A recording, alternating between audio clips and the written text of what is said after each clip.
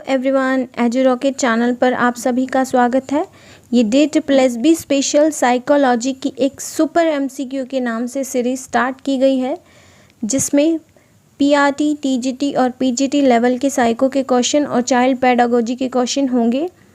तो फ्रेंड्स, इसको ज़रूर देखें, ये आपके बहुत काम आने वाली है। तो आइए वीडियो स्टार्ट करते हैं।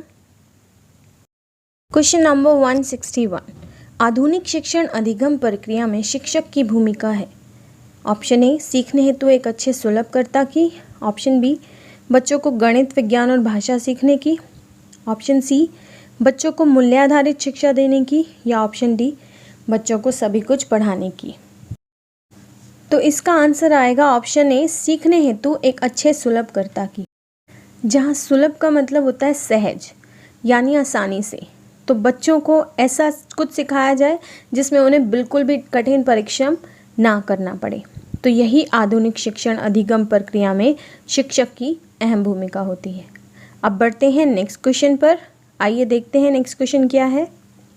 एक शिक्षिका अपनी कक्षा को प्रतिभाशाली बच्चों की योग्यताओं की उपलब्धि चाहती है। अपने उद्देश्य प्राप्ति के लिए उसे निम्नलिखित में से क्या नहीं करना चाहिए? विशेष ध्यान के लिए उन्हें समकक्षियों से अलग करना, उनकी सृजनात्मकता को समृद्ध करने के लिए उन्हें चुनौती देना, गैर शैक्षणिक गतिविधियों में आनंद लेना सिखाना, या फिर तनाव को नियंत्रित करना सीखना। पहले सारे ऑप्शंस को गो थ्रू करते हैं। फर्स्ट है विशेष ध्यान के लिए उन्हें समकक्षियों से अलग करना। तो ये ऑप्शन बिल्कुल नहीं होना चाहिए, क्योंकि समकक्षी मतलब उसके सहपाठी। अगर हम उससे अलग कर देंगे तो ज़रूर नहीं है हम प्रतिभाशाली बच्चे की उसकी योग्यता को और उपलब्धि मतलब प्रोवाइड करा सकते हैं। सेकंड ऑप्शन, सृजनात्मकता को समृद्ध करने के लिए उन्हें चुनौती देना, ये ऑप्शन कर सकते हैं। थर्ड, गैर शैक्षणिक गतिविधि में आनंद लेना सिखाना, ये भी सही है। तनाव को नियंत्रित करना सीखना, ये भी सही है। तो हमारा आंसर होगा ऑप्शन ए, विशेष ध्यान के लिए उन्हें समकक्षियों से अलग करना। नेक्स्ट है, मानव व्यक्ति परिणाम है किसका? पालन पोषण और शिक्षा का, आनुवांशिकता और वातावरण की अंतःक्रिया का, केवल वातावरण का, या केवल आनुवांशिकता का? तो इसका ऑप्शन आएगा बी, हेरिडिटी और एनवायरनमेंट। इसकी अंतःक्रिया से, इंटरेक्शन से ही एक मानव व्यक्ति बनता है। नेक्स्ट क्वेश्चन, कक्षा में जो विद्यार्थी प्रश्न पूछते हैं उन्हें कक्षा के बाद शिक्षक से मिलने की सलाह दी जाए, कक्षा चर्चा में भाग लेने के लिए प्रोत्साहित किया जाए, लगातार प्रश्न पूछने के लिए प्रोत्साहित करना चाहिए, या स्वतंत्र रूप से उत्तर ढूंढने के लिए प्रोत्साहित करना चाहिए?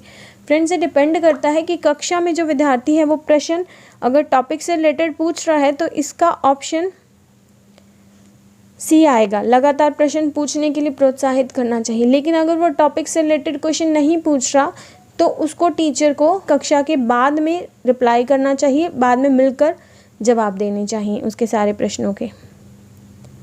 नेक्स्ट, शिक्षा की किंडरगार्टन पद्धति का प्रतिपादन किसने किया है? TP नन ने, स्पेंसर ने, फ्रॉबेल ने, या मॉन्टेसरी ने? तो इसका आंसर आई थिंक सभी को ही पता होगा और ये रिपीटेड क्वेश्चन है, तो वो है Froebel. Option C is the right one.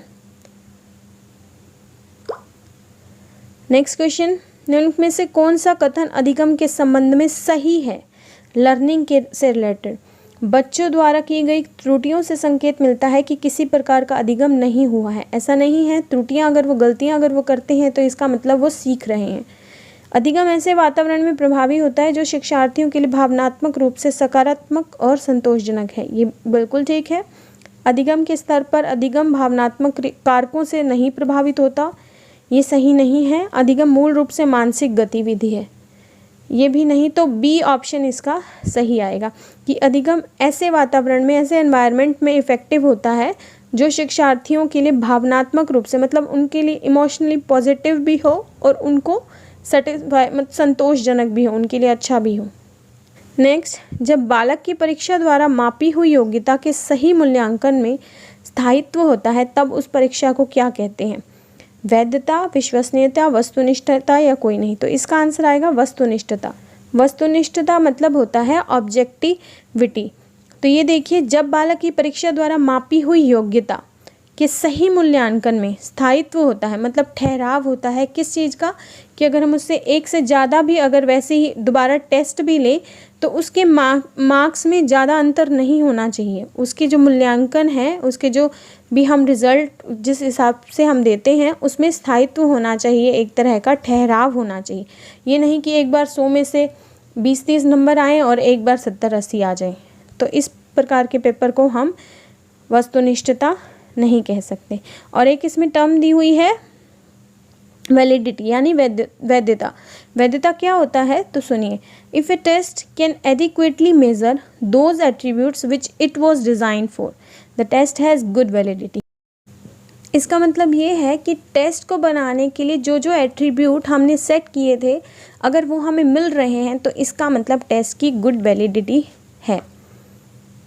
तो आइए नेक्स्ट पर चलते हैं। 168, निम्न में से कौन सा शारीरिक विकास का एक प्रमुख नियम है?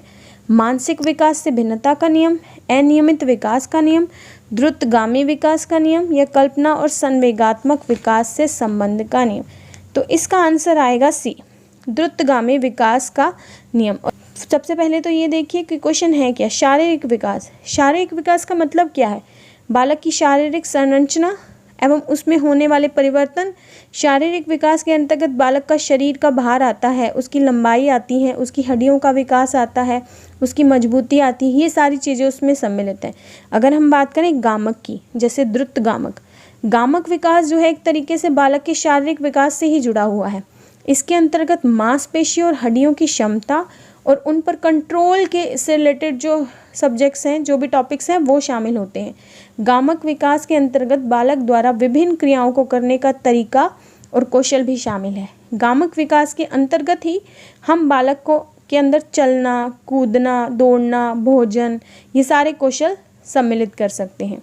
गामक विकास और शारीरिक विकास एक तरीके से आपस में जुड़े हुए हैं। गामक विकास के उत्तम होने के लिए पहले शरीर के विकास का उत्तम होना अति आवश्यक है। और अगर हम बात करें मेन टर्म द्रुतगामी की, तो इसका यह एक विशेषण है जिसका मतलब होता है तेज चलने वाला। तो ये भी हमारा फिजिकल डेवलपमेंट से रिलेटेड है, तो आंसर सी होगा। बढ़ते हैं नेक्स्ट क्वेश्चन पर। निम्नलिखित में से कौन प्रारंभिक बाल्यावस्था अवधि के दौरान उन भूमिकाओं एवं व्यवहारों के बारे में जानकारी प्रदान करते हैं जो एक समूह में स्वीकार्य है? देखिए, प्रारंभिक बाल्यावस्था, भाई बहन अध्यापक, अध्यापक साथी, साथी माता पिता, माता पिता एवं भाई बहन। प्रारंभिक में उसका कोई साथी नहीं होता, उसे कोई शिक्षक नहीं मिलता, मेन होते हैं उसके पेरेंट्स, माता पिता, और उसके अलावा उसके भाई बहन। तो इसी के साथ वो रहता है और ऐसे ऐसे व्यवहार करता है जो एक समूह में स्वीकार्य होते हैं। ये प्रारंभिक बाल्यावस्था के दौरान पूछा हुआ है। बढ़ते हैं नेक्स्ट पर।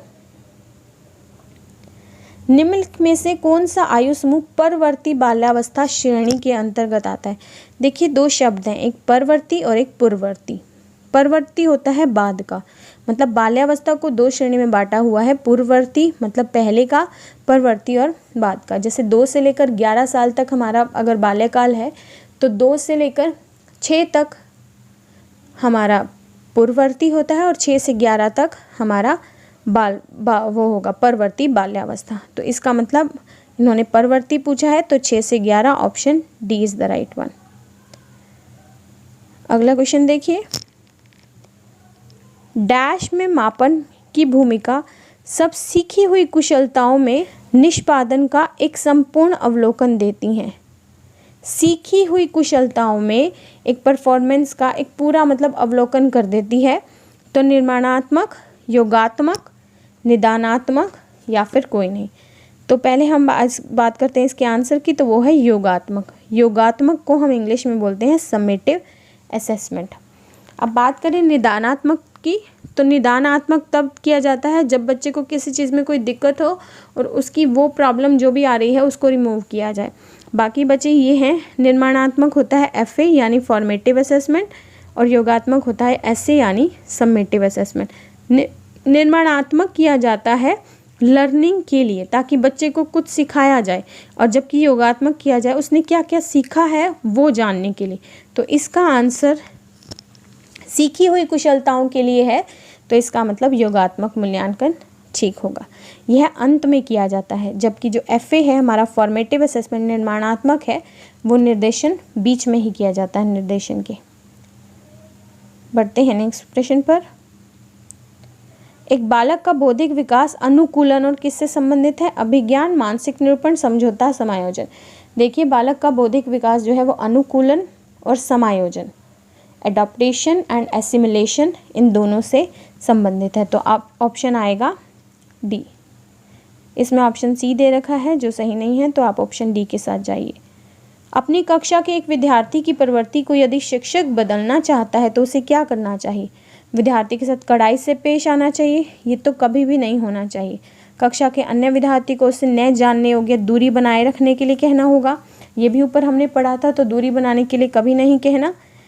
उसके समूह के सभी सदस्यों की प्रवृत्ति बदलनी होगी। प्रवृत्ति मीन्स एटीट्यूड।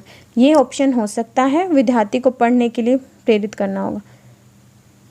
पढ़ने के लिए प्रेरित करने से विद्यार्थी की प्रवृत्ति का हम नहीं बदल सकते, तो इसके अकॉर्डिंग ऑप्शन सी ठीक होगा। उसके सभी समूहों के सदस्यों की प्रवृत्ति बदलनी होगी। नेक्स्ट है, भाटिया बैटरी का प्रयोग निम्न में से किसके परीक्षण हेतु किया जाता है? व्यक्तित्व, बुद्धि, सृजनात्मक या अभिवृत्ति? इसका आंसर आएगा बुद्धि। बुद्धि के परीक्षण के लिए भाटिया बैटरी का प्रयोग किया जाता है। बढ़ते हैं नेक्स्ट क्वेश्चन पर। बुद्धि लब्धि के संबंध में क्या सत्य है? बौद्धिक आयु में व्युत्क्रमी संबंधी, कालानुक्रमिक आयु से प्रत्यक्ष संबंधी, कालानुक्रमिक आयु से व्युत्क्रमी संबंधी, या फिर बौद्धिक और कालानुक्रमिक आयु दोनों से प्रत्यक्ष संबंधी? तो इसका आंसर आएगा कालानुक्रमिक आयु से व्युत्क्रमी संबंधी। देखिए जो हमारा IQ होता है वो कैसे निकलता है? Mental age upon chronological age into 100। Mental age upon chronological age into 100, ऐसे हमारा निकलता है IQ। ठीक है, तो अब यहाँ मेंटल एज जो है वो है हमारी बौद्धिक आयु, और जो हमारी क्रॉनिकल आयु है वो है कालानुक्रमिक आयु। क्या एक दूसरे से व्युत्क्रमी है? बिल्कुल है, तो इसीलिए इनका व्युत्क्रमी संबंध आपस में बताया गया है। नेक्स्ट क्वेश्चन पर, बुद्धि का तरल जो एक मॉडल है वो किसने दिया था? कैटल ने, गिलफर्ड ने, थर्स्टन ने या स्पीयरमैन ने? तो अब हम बात करते हैं बुद्धि के दो प्रकारों की, जो एक होती है तरल और एक है ठोस। ये दोनों ही बुद्धियाँ RB कैटल ने दी हैं। जो तरल बुद्धि है वो जेनेटिक्स पे बेस्ड होती हैं। इसने स्पीयरमैन के G कारक के समान है और इसे द्रवीकृत बुद्धि भी कहा जाता है। जबकि जो हमारी ठोस बुद्धि है वो घनीकृत बुद्धि के नाम से भी जानी जाती है, और जो एनवायरनमेंट से हमें मिलती है, जिसका मतलब नर्चर से, और सामान्य बुद्धि के कारण ही होती है। ये पूर्व अर्जित ज्ञान का जो एक प्रयोग करना ही हमारी एक ठोस बुद्धि कहलाता है। तो इसके लिए भी हम एक अलग टॉपिक मतलब वीडियो डालेंगे। अभी चलते हैं हम नेक्स्ट पर। डैश संबंध प्रतिक्रिया सिद्धांत में पावलोव ने प्रयोग किया किस पर? तो सभी को पता है पावलोव ने किस पर प्रयोग किया? कुत्ते पर। बिल्ली पर किसने किया? थॉर्नडाइक ने। बंदर पर किसने किया? चिंपैंजी पर किया था कॉलर ने, वैसे गेस्टाल्टवादी थे। और चूहे पर किया था स्किनर ने। नेक्स्ट क्वेश्चन, ग्रेड अंकों से कैसे अलग हैं? यह प्रश्न निम्न में से किस प्रकार के प्रश्नों से संबंध रखता है? विश्लेषणात्मक, मुक्त अंत, समस्या समाधान या अपसारी? देखिए ये है विश्लेषणात्मक यानी कि एनालिटिक। ग्रेड अंकों से कैसे अलग है, इस पर हम थोड़ा सा सोचना पड़ेगा। हमें सोच कर एनालाइज कर फिर हमें इसका आंसर देना पड़ेगा। तो जब तक हम एनालाइज करेंगे एनालिटिक, उसके बाद हम इसका आंसर दे पाएंगे। तो इसका मतलब इसका आंसर क्या है? विश्लेषणात्मक। बढ़ते हैं नेक्स्ट पर। मानवीय विकास में आनुवांशिकता एवं परिवेश की भूमिका के संदर्भ में निम्नलिखित में से कौन सा कथन समुचित है? विकास के विभिन्न क्षेत्रों में आनुवांशिकता एवं परिवेश का सापेक्षिक प्रभाव परिवर्तनशील है। भारत सरकार की विभेदात्मक क्षतिपूर्तता संबंधी नीति मानवीय विकास में प्रकृति की भूमिका पर आधारित है। परिवेश की भूमिका लगभग स्थिर सी रहती है, जबकि आनुवांशिकता का प्रभाव परिवर्तित हो सकता है। और व्यवहारवाद के सिद्धांत प्राय मानवीय विकास में प्रकृति की भूमिका पर आधारित है। इसका आंसर है ए। कैसे? जो विकास के विभिन्न क्षेत्रों में आनुवांशिकता एवं परिवेश का सापेक्षिक प्रभाव परिवर्तनशील है। इसका मतलब ये है कि जो भी हमारा इन्फ्लुएंस होता है, जो भी हमारा रिलेटिव इन्फ्लुएंस होता है, किस पर, हेरिडिटी पर और एनवायरनमेंट पर, वो हर जगह डिफरेंट होता है, हर क्षेत्र में परिवर्तनशील है। अगर हम डिफरेंट एरिया किसकी, विकास के विभिन्न क्षेत्रों की बात करें तो आंसर इसका ए होना चाहिए। Last question of this video, निम्नलिखित में से कौन सा प्रतिभाशाली छात्र के लिए उचित प्रदत्त कार्य है? अन्य छात्र की तुलना में समान परंतु अधिक अभ्यास, उनकी शक्तियों को सही दिशा देने और उसे व्यस्त रखने के लिए अपने साथी छात्रों को पढ़ाने के लिए कहना, विभिन्न विषयों पर आधारित विज्ञान की नई आदर्शात्मक पुस्तक का निर्माण करना और पूरी कक्षा से पहले उसे अपने पाठ्य पुस्तक शीघ्र समाप्त करने देना। तो फ्रेंड्स, क्वेश्चन के अकॉर्डिंग इसका आंसर ये आएगा कि विद्यार्थियों को हमें सही दिशा देनी चाहिए, उन्हें बिजी रखने के लिए सभी छात्रों को पढ़ाने के लिए कहना चाहिए। फ्रेंड्स, अगर वीडियो पसंद आई है तो लाइक एंड शेयर करना ना भूलें और हमारे चैनल को सब्सक्राइब ज़रूर करें। Thank you.